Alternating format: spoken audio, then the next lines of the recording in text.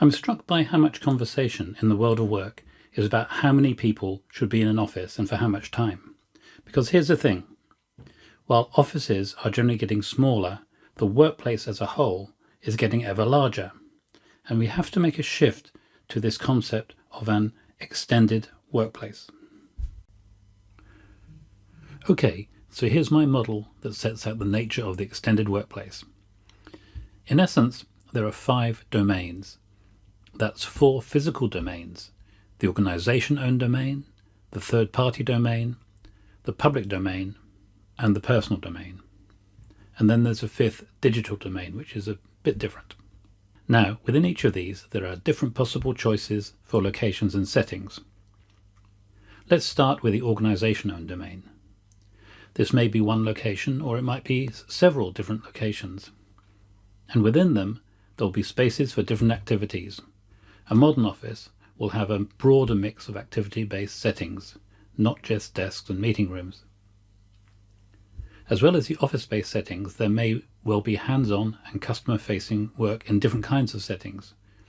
And there will be people like project and product managers, engineers, lab workers, safety officers, managers and supervisors who need access to both office space and to the hands-on facilities.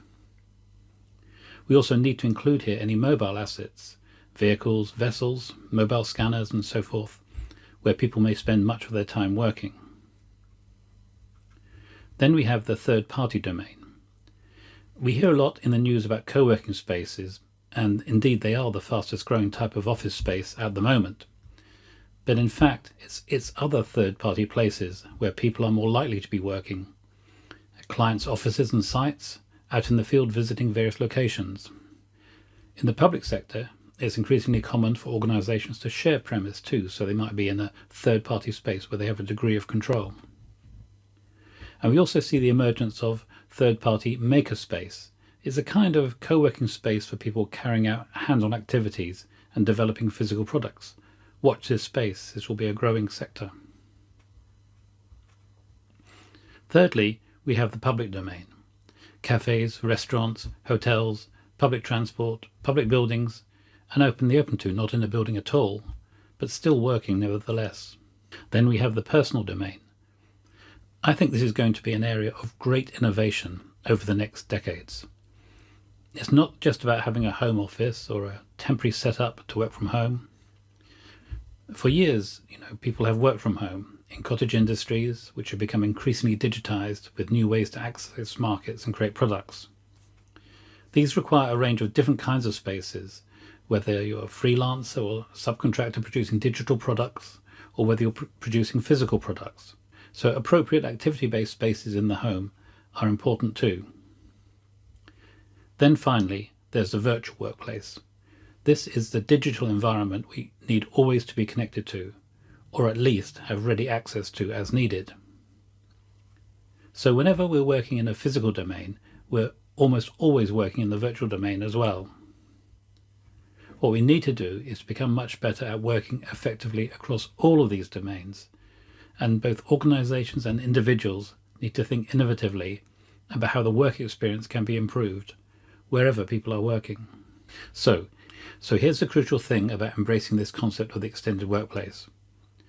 We need to be choosing the best location in relation to the nature of the task, the other tasks we need to do on that day, the needs for interaction with others, and in relation to personal preferences. We also need to factor in the financial, the environmental, and the time costs of our choices. Decisions around this are best made at team and individual level. One-size-fits-all solutions usually turn out to be one-size-fits-nobody. And framing conversations around either a desk in the office or a desk at home is just hopelessly inadequate with all these other spaces where people can work. So the message is, it's time to widen the focus and look at the whole context of work. And in making decisions, you need to start with the work, not with a building or even with a specific place. If you want to understand more about this, there's a whole lot more, especially in chapters 6 and 7 of my book, Beyond Hybrid Working, which takes you from the principles through strategy to implementation to achieve the best results for improving both the effectiveness of work and the quality of the work experience. And finally, if you need any help with this, just give me a call.